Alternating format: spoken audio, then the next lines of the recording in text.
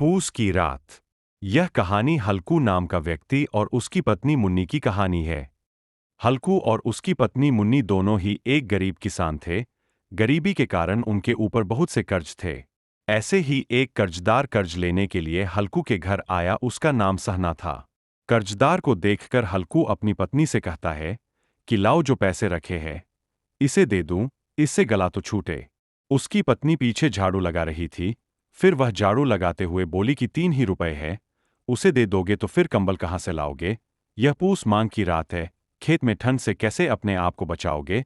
उससे कह दो, फसल काटने के बाद दे देंगे। थोड़ी देर हल्कू ऐसे ही खड़े रहा और मन में सोचा कि पूस की रात तो सर पर आ गई है। रात में बिना कंबल के ठंड काटना मुश्किल तो होगा, पर सहना नहीं मानेगा। 4 बातें सुनाएगा और ऊपर से गालियां भी देगा। भले ही ठंड सह लेंगे, पर यह बला सर से तो टले। इस प्रकार मन में सोचते हुए अपने भारी भरकम शरीर को, जो उसके नाम के विपरीत था, उसको लेकर अपने पत्नी के पास पहुंचा और प्यार से उसको बोला कि लाओ, पैसा दे दो, कम से कम यह मुसीबत तो छूटे। मैं कंबल के लिए और कुछ उपाय देख लूंगा। फिर उसकी पत्नी उसको घूरते हुए देखने लगी और दूर जाते हुए उससे कहीं कि कर लिए उपाय। कहाँ से लाओगे कंबल? कौन तुम्हें खैरात में देगा? और न जाने कितनी ही उधारी है, किसी तरह चुकने की नहीं आती है। मैं कहती हूं कि तुम यह खेती छोड़ क्यों नहीं देते हो?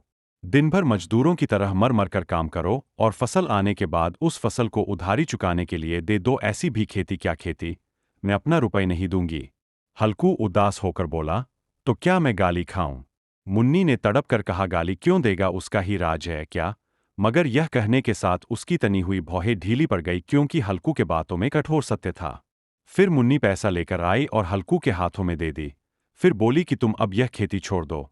मजदूरी करेंगे तो कम से कम एक सुख की रोटी तो खाने को मिलेगा और किसी का धौंस भी नहीं रहेगा।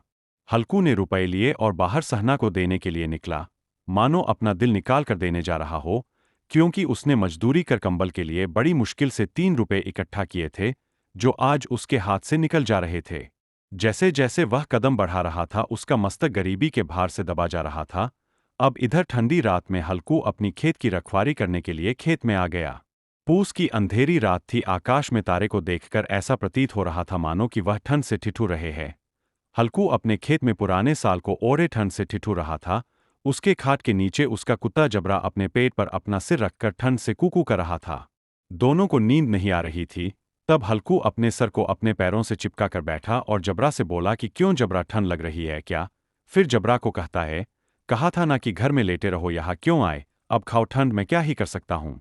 जैसे मैं यहाँ हलवा पूरी खाने आया हूँ, जो दौड़े दौड़े चले आए मेरे साथ, अब रोते रहो ठंड के मारे। जबरा पूछ हिलाते हुए कुकू की तेज आवाज करते हुए एक जम्हाई ली और चुप हो गया। फिर जबरा सोचने लगा कि मेरे कुकू की आवाज से मेरे मालिक को नींद आ रही है। फिर हल्कू जबरा के ठंडे पीठ को सहलाया और जबरा से कहा कि कल से मेरे साथ मत आना, नहीं तो ठंडा पड़ जाओगे। पता नहीं यह बर्फ के समान ठंडी हवाएं कहाँ से आ रही है। फिर उसने कहा कि चलो चिलम भरो, किसी तरह रात तो कट जाएगी। पहले ही मैं 4-5 चिलम पी चुका हूं, यही खेती का मजा है। फिर हल्कू कहता है कि मजदूरी हम करते हैं और उसको भी कोई दूसरा ले जाता है। यह कहते हुए हल्कू उठा और गड्ढे से आग निकालकर चिलम को सुलगाया। फिर जबरा भी उठ गया। फिर हल्कू ने चिलम पीते हुए जबरा से कहा, चिलम पिएगा, इससे ठंड तो नहीं जाता है, पर कुछ मन बदल जाता है। जबरा ने हल्कू की ओर प्रेम से छलकती हुई आंखों से देखा। फिर हल्कू ने जबरा से कहा कि आज बस और ठंड खा ले, कल से मैं यहाँ पुवाल बिछा दूंगा, फिर उसी में घुसकर बैठे रहना, फिर तुझे ठंड नहीं लगेगी। फिर जबरा ने अपने दोनों पंजों को हल्कू के घुटनों पर रख दिया और अपने मुंह को उसके मुंह के समीप ले गया। हल्कू को उसकी गर्म सांस का अनुभव हुआ। फिर हल्कू लेट गया और निश्चय किया कि चाहे कुछ भी हो जाए मैं सो के ही रहूंगा। पर एक ही क्षण में उसको कंपन होने लगा। कभी इधर करवट लेता तो कभी उधर करवट लेता, पर ठंड उसको किसी भूत की तरह उसके सीने को दबाए रखा था। पर जब किसी तरह रहा नहीं गया तो जबरा को उठाया और उसके सर को थपथपाकर उसे अपने गोद में सुला लिया। जबरा की शरीर से न जाने कैसी दुर्गंध आ रही थी, फिर भी उसको उठाए रखा था। उसको ऐसा अनुभव हो रहा था कि जैसे कई महीनों से नहीं हुआ था। जबरा शायद समझ गया था कि स्वर्ग यही है। हल्कू के पवित्र आत्मा में तो उस कुत्ते जबरा के प्रति कोई घृणा की गंध नहीं आ रही थी, जैसे कि अपने किसी प्रिय या मित्र को इतने ही अच्छे तरीके से गला लगता। फिर जबरा ने किसी और अन्य जानवर की आहट पाई और खड़ा हो गया। फिर भौंकने लगा। हल्कू ने कई बार उसे पुचकार कर बुलाया, लेकिन वह हल्कू के पास नहीं आया। जबरा चारों ओर दौड़ दौड़ कर भूखने लगा। उसका कर्तव्य और वफादारी हृदय में अरमान की भांति उछल रहा था। इसी तरह 1 घंटा गुजर गया और ठंड बढ़ती गई। हल्कू अपने दोनों घुटनों को अपने सीने से लगाकर अपना मुंह उसमें छुपाकर बैठ गया। फिर भी ठंड कम नहीं हुई। ऐसा जान पड़ता है कि सारा रक्त जम गया है और धमनियों में रक्त की जगह बर्फ बह रही हो। फिर अपने झोपड़ी से अपने सर को नीचे करते हुए आसमान की ओर देखने लगा कि अभी रात और कितनी बाकी है। 7 सितारों का समूह अभी भी ऊपर नहीं चढ़ा है, मतलब कि अभी रात बाकी है। जब यह तारे ऊपर आ जाएंगे तब कहीं जाकर सवेरा होगा। हल्कू के खेत से कुछ दूरी पर आम का एक बाग था। पतझड़ का मौसम था तो आम के सभी पत्तियां नीचे झड़ गई थी। बाग में पत्तियों का ढेर लगा हुआ था। फिर हल्कू ने सोचा चलो चलकर पत्तियां बटोर लेते हैं और इसे जलाकर आग का ताप ले लेते हैं। अगर कोई देखेगा भी तो सोचेगा कि कोई भूत है या कोई जानवर होगा। अब हल्कू अरहर की खेत में जाकर उसके कुछ पौधे को उखाड़ लिया और उससे एक झाड़ू बना लिया और साथ में गोबर के उपले को जो जल रहा था उसको लेकर वह सूखी पत्ती की ओर चला गया। इधर जबरा उसे आते हुए जब देखा तो उसके पास आया और अपना दूम हिलाने लग गया। अब हल्कू ने जबरा से कहा चलो जबरा पत्तियां बटोर लेते हैं और इसको ताप लेते हैं, कुछ तो अच्छा लगेगा, फिर जाकर सो जाएंगे, अभी रात बहुत बाकी है। जबरा ने कू की आवाज करते हुए सहमति दिया और बगीचे की ओर आगे आगे चलने लगा। बगीचे में खूब अंधेरा छाया हुआ था और पत्तियों से ओस की बूंदें टप टप करके गिर रही थी। अचानक हवा के झोंकों के साथ मेहंदी का खुशबू आया। तब हल्कू ने कहा कि कैसी मस्त सुगंध आ रही है। जबरा तुमको यह सुगंध तुम्हारे नाक में तो आ रही है ना। तभी जबरा को एक हड्डी मिल गई थी जिसको वह खाने में लगा हुआ था। अब हल्कू ने आग को नीचे में रखा और सभी पत्तियों को बटोरने लगा ताकि उसको जलाकर इस ठंडी से राहत पाए। थोड़ी देर बाद पत्तियां जलने लगी और उसकी आग है वह पत्तियों को वृक्ष के ऊपर छूकर जा रही थी। अब हल्कू आग ताप रहा था और अपने सौल को निकाल दिया और अपने दोनों पैरों को फैलाकर आग का ताप लेने लगा मानो वह ठंड को ललका रहा हो। अब हल्कू ने जबरा से कहा क्यों जबरा, अब ठंड तो नहीं लग रही है ना। तब जबरा कुकू की आवाज करते हुए मानो कहने लगा कि क्या अब ठंड लगती रहेगी। हल्कू ने कहा कि पहले यह उपाय नहीं सूझा, नहीं तो हमको ठंड नहीं खानी पड़ती। जबरा तब पूछ हिलाने लगा।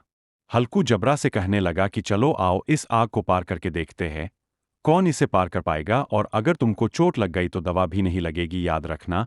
तब जबरा ने उसे अग्नि को तिरछी नजर से घूरते हुए देखा। हल्कू उछला और उस आग से साफ साफ निकल गया। पैरों में थोड़ी लपटें आई पर कोई बात नहीं थी। जबरा आग के गिर्द घूमकर उसके पास आकर खड़ा हो गया। तब हल्कू ने कहा चलो चलो ऐसा नहीं चलेगा, आग को पार करके आओ। तब जबरा आग को पार करते हुए उसके पास आ गया। अब सभी पत्तियां जल चुकी थी और बगीचे में फिर से अंधकार छा गया था। पत्तियों की राख में कुछ ताप बची हुई थी जो हवा के साथ थोड़ा बहुत धधक रही थी। हल्कू ने फिर अपनी चादर ओढ़ ली और आग का ताप लेते हुए वह एक गाना गुनगुनाने लगा। ऐसा करने से उसके शरीर में थोड़ा गर्मी आ गई थी, लेकिन जैसे जैसे ठंड बढ़ रही थी उसको आलस से दबाए जा रहा था। जबरा भोंकता हुआ खेत की ओर भागने लगा। उसे देखकर हल्कू को लगा कि खेतों में जानवरों का झुंड घुस आया है। शायद नील गायों का झुंड था। उसके दौड़ने और कूदने की आवाज कानों में साफ साफ सुनाई दे रही थी। फिर मानो ऐसा लगा कि वह फसल को खा रही है। उनके खाने की आवाज आ रही थी। फिर हल्कू ने दिल में कहा कि नहीं, जबरा के होते हुए कोई भी जानवर खेत में नहीं आ सकता। अगर ऐसा होगा तो जबरा उसे काट लेगा। ऐसा नहीं होना चाहिए, मुझे भ्रम हो रहा है। अब जब वह खेत के पास आया तो उसे कोई आवाज सुनाई नहीं दिया। मुझे भी कैसा भ्रम हो गया।